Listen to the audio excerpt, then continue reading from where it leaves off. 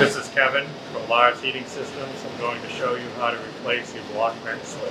So as you can see in this unit here, the block vent switch is right below your vent hood.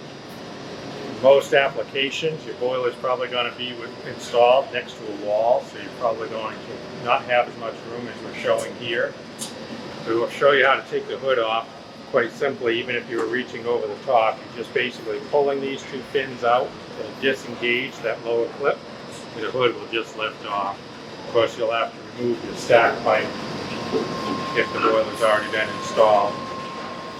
So our problem on the 75, as you can see, this is kind of low and it's to the right as you're looking at it. So the new bracket that you'll get in your kit for a 75 will look like this. It's going to raise up the switch as well as move it to the left. If you're doing a 50, the 50 only slightly moves up, so it's slightly different but the same concept. So we're going to start with this on the 75. So we're going to remove our two wires. So you want to make sure you put your bracket back inside your shipping box. Then you'll take your new bracket. So you'll actually just put this so that lines back up with those holes. And you put the first two in. They just simply line up with the old holes. And then you're given one extra screw, and the reason for that is you can see this has a little bit of give there.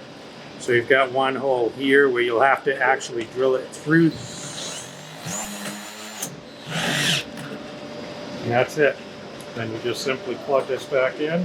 There's extra wire inside the jacket, so you can just pull that out a little. And you simply put your hood back on. You want to drop that down inside the slot.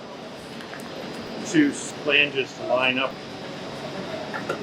Bend those back out, push them back in. And reattach your stack.